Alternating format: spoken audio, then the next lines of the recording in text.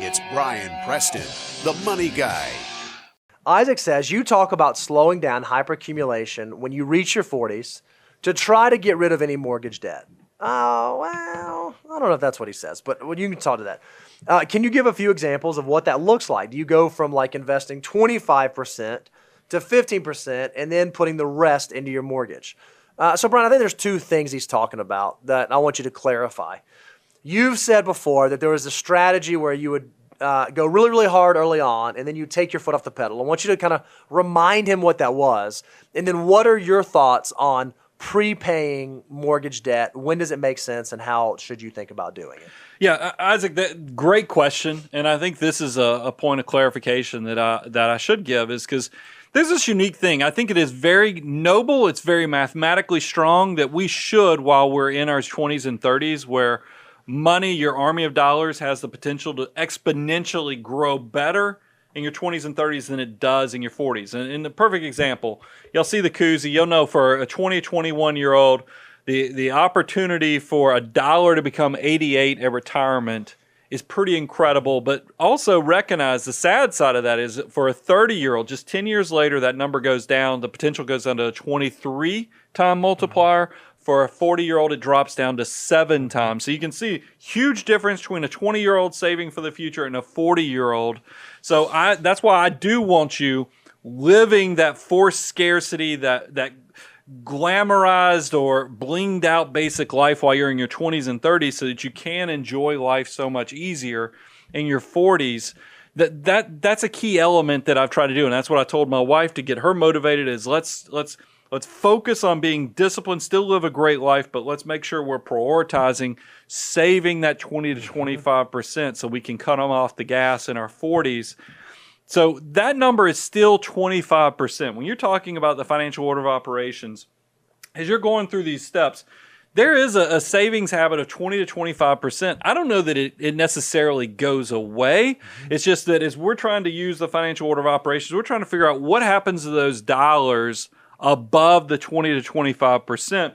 And if you're at step 8, I mean, because that kind of is at the point to where you can start doing 529 for the kids. You can start saving up for that trip to some exotic land where you're taking the whole family on a cruise or weddings, something like that, or weddings and other things like that.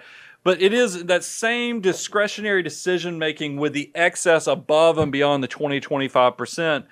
Whereas when you're younger, you wouldn't want to prepay the debt necessarily.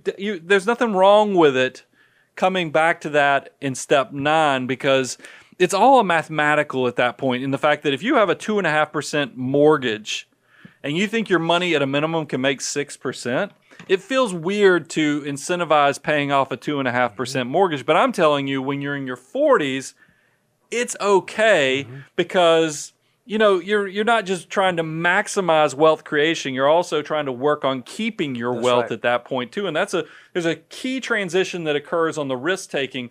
It's riskier while you're in your 20s and 30s that you won't be wealthy because you misprioritized where every dollar went versus when you're in your 40s and 50s. If you made great decisions in your 20s and 30s, it doesn't matter if you're going to Starbucks every day, and it doesn't matter if you prepay your mortgage because you made all the hard decisions when you were in your 20s and 30s. That's the key element I'm trying to get people to focus on, Isaac, is that you got to save in the early parts so it gets easier. Now, here's the reality of the situation. And this is where maybe I shouldn't tell you how a magician does his magic tricks. We know if you compare people in their messy middle, where they have their income in their 30s compared to what their life obligations are with kids, with your house purchase, this mean thing happens in your 40s and 50s is that not only do some of those obligations loosen up, meaning your kids start getting older and yes, they get more expensive because they go to college, but there's this magical thing that goes on where you're making some of the best money of your life in your 40s.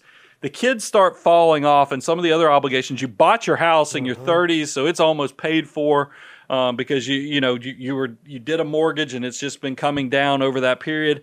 You're going to find that, and this is the thing, I told my wife we would slow it down in our 40s, and we have. I mean, let me qualify.